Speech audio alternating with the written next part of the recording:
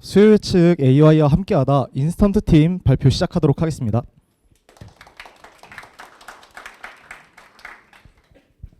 자, 팀원 소개입니다. 황종원, 박재민, 신동훈, 유병혁, 최지원 5명의 팀원으로 저희 팀은 구성이 되어 있습니다. 사용한 툴과 패키지입니다. 태블로, 텐서플로우, 사이클런 등의 툴과 패키지를 활용하였습니다. 저희 팀은 발주 데이터를 가지고 발주 수요를 예측하는 프로젝트를 수행하고자 합니다. 여기서 발주 수요 예측이란 무엇이냐? 유통 채널은 소비자로부터 소비자가 원하는 수요를 파악합니다. 영업 매니저는 유통 과정에 있는 중간 단계에 위치한 사람으로서 유통 채널에 영업 활동을 합니다. 영업 매니저로부터 공급을 받기로 확정된 유통 채널들은 소비자로부터 확정된 수요를 제시합니다. 확정된 수요는 영업 매니저로부터 재고관리팀에 발주로 요청합니다. 이때 재고를 파악한 뒤 생산팀에 생산 계획을 전달하는 프로세스를 거치고 있습니다. 생산부터 제품이 전달되기까지 주문 접수와 배송 과정이 총 2주의 시간이 걸리게 됩니다. 여기서 발주 수요 예측은 영업, 재고관리, 물류, 생산계획 등의 기업 프로세스 전반에 영향을 미치고 있습니다. 이러한 공정에서 왜 수요를 예측해야 되는가? 수요를 예측하지 않았을 때는 크게 2가지의 문제점이 생깁니다. 바로 재고 과잉 문제와 결품 문제인데요. 과잉 재고 같은 이제 신선식품을 따졌을 때는 이제 그 신선식품을 오래 보관하였을 때 폐기의 위험이 있습니다. 혹은 이제 그 오랫동안 보관을 했을 때 그 재고 비용이 증가하고 자본의 유동성 또한 저하되고 있습니다. 이제 결품의 측면에서는 잘 팔리는 매출의 상품의 같은 경우는 그것을 팔지 못했을 때 매출의 손실이 크게 될 것이며, 이것을 팔지 못했을 때 또한 경쟁사로부터 고객사에게 고객이 유출되는 사태가 발생하게 됩니다. 혹은 이제 이런 부족한 재고들을 이제 보충하기 위해서 긴급 재고를 보충하게 될 텐데, 그로 인해서 발생하는 추가 비용 또한 이제 결품이 생겼을 때 문제가 되겠습니다. 수요 예측은 이와 같이 결품과 과잉 재고 문제를 줄이는 것이 목표이자 이제 해야 되는 이유입니다. 이러한 문제들로 인해 현재 많은 기업들에서 지금 수요 예측을 실시하고 있습니다. 수요 예측을 실시한 2가지 기업의 사례입니다. 마켓컬리의 사례를 보았을 때 이제 폐기율을 줄이기 위해서 빅데이터를 사용한 사례입니다. 이와 같이 이제 2개의 기업 모두 수요 예측의 필요성을 인지하고 수요 예측을 하여 손실을 줄이기 위해 노력하고 있습니다. 하지만 이러한 수요 예측도 사람이 판단하기에는 많은 애로사항이 있습니다. 많은 데이터로부터 고려해야 될 특성들이 많고, 시계열 데이터의 특성상 다양한 이벤트들이 존재할 때 이 예측력이 떨어지게 되고, 이를 예측하기 위해 증가하는 업무량과 경험적 측면에서 접근할 경우 떨어지는 정확도 등 다양한 문제들이 있기 때문에 사람이 판단하기 어렵다는 점이 있습니다. 이러한 문제점들을 개선하기 위해 저희 방식과 기존의 방식을 차이를 보여드리겠습니다. 기존에는 이제 사람의 경험과 이동평균 등의 통계 정보를 이용하여 수요를 예측하였습니다. 이제 저희 팀은 AI를 통해 정확도를 향상시키며 품목 특성에 따른 재고관리 전략을 반영할 계획입니다. 이를 통해 시장의 변화에 대한 유연한 대응을 하고자 합니다. 근데 여기서 이제 품목 특성에 따른 재고관리 전략이 무엇이냐? 이것은 다음과 같습니다. 이제 품목들은 각각 이제 매출 혹은 판매량에 따라 중요시하게 여기는 포인트가 다릅니다. 매출 혹은 판매량이 높은 품목은 과잉 재고로 인한 손실이 이제 결품에 대한 손실보다 이제 더 클 것이고, 그로 인해 결품 방지를 더 중요하게 생각합니다. 반대로 주문량 또는 매출 비중이 적은 품목은 과잉 재고로 인한 폐기 로스를 줄이는 것을 더 중요시하게 생각하고 있습니다. 이와 같이 품목별로 중요시하는 점이 다르기에 결품 방지를 중요시하는 품목과 재고 과잉을 방지하는 품목을 각각 고려하는 모델을 만드는 것이 저희 프로젝트의 목표입니다. 이제 지금부터 저희가 활용할 데이터에 대해서 소개하도록 하겠습니다. 활용한 데이터는 냉동식품에 관한 3가지 품목이 있었습니다. 피자와 커틀렛 그리고 핫도그 데이터를 활용하였고, 앞에 보시는 그래프는 품목별 발주량의 주간 합계를 나타낸 그래프입니다. 이제 각각의 데이터를 확인해 본 결과 3가지 품목의 분포가 모두 달랐고, 피자와 커틀렛에서 12월 달에 이상치를 확인할 수 있었습니다. 데이터의 품목별 비율은 동일 기간을 기준으로 피자가 46%, 커틀렛이 41%, 그리고 핫도그가 11%였는데 이렇게 비율의 차이가 존재할 수 있음을 확인하였습니다. 저희는 앞서 이렇게 말했듯이 세 가지 품목을 판매 비중으로 기준을 보았을 때 피자, 커틀렛, 핫도그 순으로 결품 방지가 중요한 케이스는 피자, 커틀렛은 일반 케이스, 핫도그는 과잉 재고를 방지하는 것이 중요한 케이스로 선정하였습니다. 이제 다음은 저희가 데이터를 처리하는 과정을 담긴 데이터 전처리 과정입니다. 저희의 타겟은 생산, 배송 준비 등의 2주 리드 타임을 고려해 현재 시점부터 2주 뒤의 발주량을 예측하는 것이 목표입니다. 이를 통해 저희는 타겟을 생성하였습니다. 이제 진행 전에 이제 두 가지 검정을 통해 데이터를 확인하였는데요. 데이터가 이제 시간에 상관없이 일정한 성질을 띠고 있는 것을 정상성을 가진 데이터라고 합니다. ADF 검정을 통해 정상성을 갖춘 데이터인지 검정한 결과 p-value 값을 통해 유의 수준 5%에서 비정상성을 띠는 결과값을 도출하였고 시간에 따라 영향을 받는 데이터임을 확인하였습니다. 이렇게 시간에 따라 영향을 받는 데이터는 현재의 사건이 어느 시점까지 영향을 주고자 하는지 알아보고자 ACF 검정을 저희가 실시했는데요. 오른쪽 그래프의 X축은 시점을 뜻하고 한 주 단위의 데이터이기에 각각의 포인트는 일주일로 이루어져 있습니다.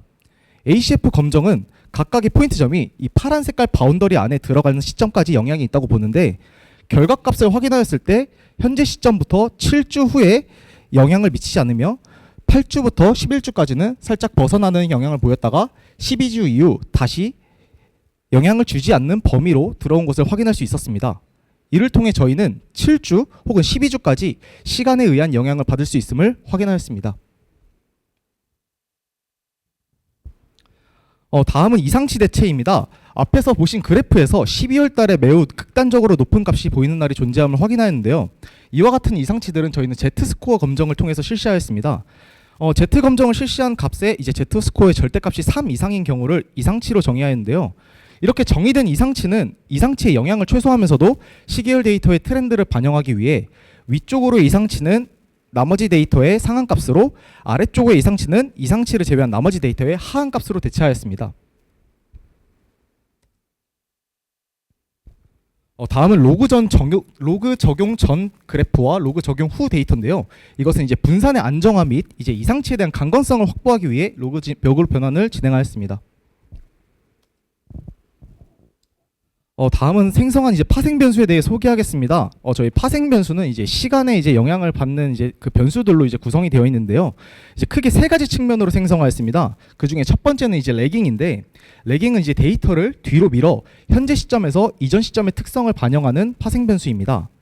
이제 앞에서 이제 오더의 항목을 보았을 때 1월 7일, 1월 14일, 1월 21일을 각각 한 칸씩 밀어줬을 때 1월 22일의 파생 변수는 이제 레그 1 값에 이제 파생 변수는 2 값이 생성되고 14일의 파생 변수는 이제 1월 7일의 데이터니 1 값이 생성이 되었습니다. 이런 식으로 저희는 이제 레깅을 이용하여 파생 변수를 생성하였습니다. 이제 두 번째는 롤링입니다. 특정 기간 동안 이제 통계량을 예측 변수로 사용함으로써 잡음의 영향을 줄이고 단기 트렌드를 반영하고자 하였습니다. 기간은 총 4주, 7주, 12주로 선정하였고 한 달과 아까 확인했던 ACF 그래프를 통해 유의미하다 도출된 7주와 12주를 선정하게 되었습니다. 예시를 통해서 확인해 보시면은 4주간의 기간의 평균인 2.5의 값이 파생 변수로 도출되듯이 다음과 같은 방식으로 파생 변수를 생성하였습니다. 마지막으로 세 번째는 차분입니다. 시점별 관측값의 차이를 계산함으로써 추세를 감소시키고자 했습니다. 예시를 보면은 이제 차분을 1에 진행하였을 때 14일 기준 현재 값이 2인 직전값 1과의 차를 파생 변수로 생성하는 방식을 택하였습니다. 이와 같이 레깅, 롤링, 차분 세 가지 방법을 조합하여 저희는 총 25개의 변수를 생성하였습니다. 파워 트랜스포머란 이제 외도를 줄이는 방식을 통해 정규 분포와 유사하게 만드는 방법 중에 하나입니다. 이 데이터의 정규성을 확보하기 위해 저희는 파워 트랜스포머를 적용하였습니다. 다음은 이제 모델링 수행 절차입니다. 모델링 수행 절차는 다음과 같습니다. 실험 모델의 이제 종류를 선정한 후 변수 중요도를 통해 어떤 변수가 중요한지 알아보았습니다. 그 후 이제 도출된 결과를 이제 모델을 학습한 결과를 앙상블 방식을 통해 최종 모델을 선정하는 과정을 거쳤습니다. 실험 모델은 트리 모델 3가지, 선형 모델 3가지, 딥러닝의 LSTM을 선정하였습니다. 트리 모델에서는 LGBM, XGBoost, 랜덤 포레스트를 선정하였고 선형 모델에서는 리치, 라쏘, 엘라스틱 모델을 선정하였습니다. 이제 각각의 다른 특성을 모델의 결과값을 알아보자 다음과 같이 진행을 하였습니다. 이때 저희의 목적 함수는 이제 피자, 커틀렛, 핫도그 각각 다르게 설정을 해주었는데요. 3가지 품목 중에서 가장 중요도가 높았던 피자의 목적 함수를 이제 과잉 재고보다 결품이 발생한 것이 큰 손실이기에 결품을 방지하도록 실제값보다 높게 설정하였고, 중요도가 낮았던 핫도그는 결품보다 과잉 재고에 의한 손실이 더 크기 때문에 과잉 재고를 방지하도록 실제값보다 낮게 학습하도록 설정하였습니다. 이제 교차 검증 방식은 이제 2가지 방법을 택했는데, 일반 지도학습 등에서의 교차 검증과는 달리 시계열 데이터는 시간의 순서를 보존하는 것이 중요하기 때문에 시간의 순서를 보존할 수 있는 2가지 방식을 택하였습니다. 이제 블락 크로스 밸리데이션은 이제 고정된 비율로 시간의 순서를 유지하는 방식이고, 누적된 크로스 밸리데이션은 이제 밸리데이션 길이가 점점 누적되어 늘어나는 방식입니다. 이제 2가지 경우의 수를 모두 도출하여서 결과값을 알아보았습니다. 샤프는 입력 변수와 모델의 결과값 사이의 관계를 분석하는 설명 가능한 인공지능 기법입니다. 이는 기존에 불가능하였던 딥러닝 쪽에서 변수 중요도 등을 알 수 있는 기법으로서 모델의 해석력을 높일 수 있는 것이 특징입니다. 샤프 밸류를 통해 중요도를 확인한 결과 다음과 같은 변수들이 유의미한 것을 알 수 있었고, 25개의 파생 변수 중 상위 9개를 추출하여 모델을 학습하였습니다. 12주 대비 오더의 증감 직전 변수와 7주 최대 오더 변수가 변수 중 모델의 설명력을 가장 높이는 변수임을 알 수 있었습니다.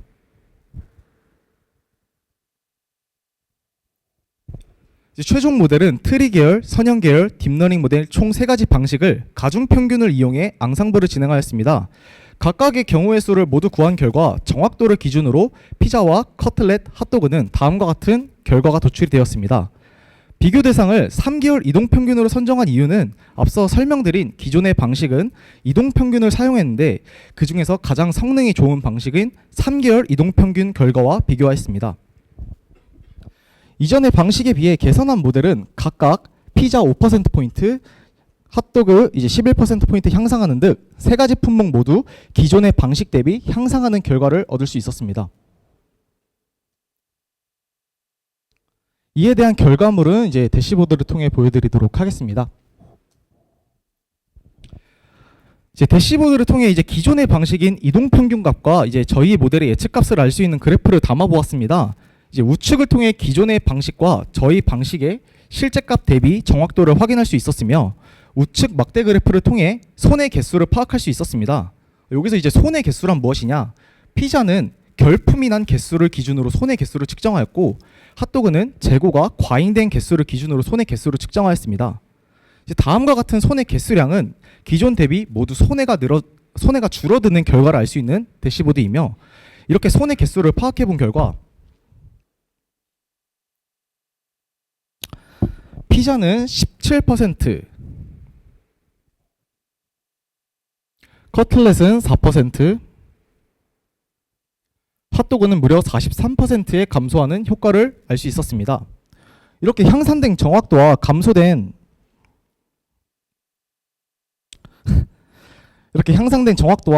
손해 개수는 재고 관리 업무 측면에서 결품 방지와 재고 감소로 오는 실제 경제적 효익이 매우 큼을 확인할 수 있었습니다.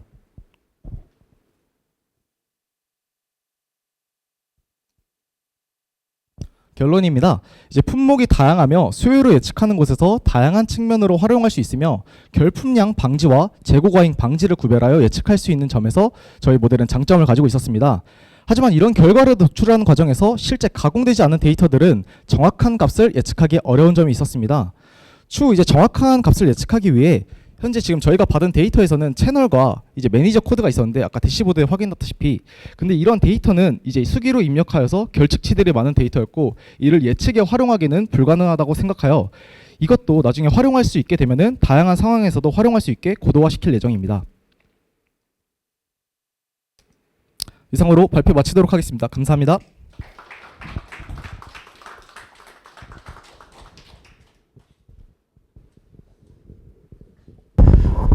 네, 잘 들었습니다.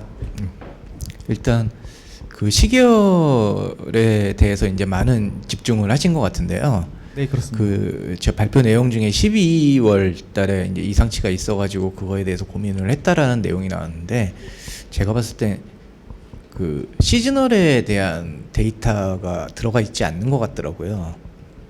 저희가 계절성을 확인해 본 결과 이 네. 계절성이 없는 그래프라고 확인을 했고, 12월 달 같은 경우는 저희가 받았을 때 비식별화된 데이터였지만 이게 특정 사건으로 인해 이상치가 발생한 데이터로 확인하였습니다.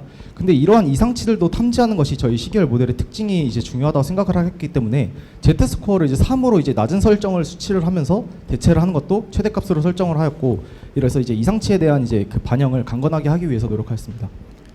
아, 시즈널이라는 게 계절에 대한 그런 포괄적인 것보다는, 예를 들어서 달력에 우리나라 이제 뭐 크리스마스 같은 경우에는 좀 네. 예측보다 더 많은 물량이 나올 수 있잖아요. 네네. 그런 공휴일에 대한 정보라든지 이런 것들이 좀 더 들어갔으면은 더 낫지 않았을까라는 생각이 듭니다. 그 뒤에 그래프에 나오는 것도 1월달, 2월달 그래프가 나오는데, 그 튀고 있는 그 부분을 보면은 설날이 아닐까라는 그런 생각을 했거든요. 언제 몇 년도인지는 모르겠지만 그런 피드백을 드리고 있습니다. 네, 감사합니다. 저도 그 특이하게 이제 튀는 지점 관련해 가지고 좀 여쭤보려고 했었는데, 뭐 아까도 이제 뭐 향후 계획을 보면은 그런 이제 이벤트성이나 이런 거를 이제 따로 또 적용을 하는 것이 목표로 잡혀 있는 것 같더라고요. 만약에 그 부분을 적용을 한다고 했을 때 저는 어떤 방식으로 적용을 할 건지. 이제 대체적으로 저희가 예제 데이터를 먼저 처음에 이제 이 과정을 이제 처음 시작했을 때 1주부터 3주까지 진행을 하였는데요. 그때는 이제 프로모션이라는 이제 광고 효과에 이제 0.1이라는 이제 그 값들이 있었습니다. 이런 것들을 이제 활용을 하였을 때 예측값이 높아짐을 확인할 수 있었고, 다만 이제 이 실제 데이터 같은 경우는 이제 어떤 그 컬럼이 있지 않는 경우는 저희가 받을 수 없었지만, 이제 그 데이터의 특성상 이제 냉동식품에 이제 관련한 이제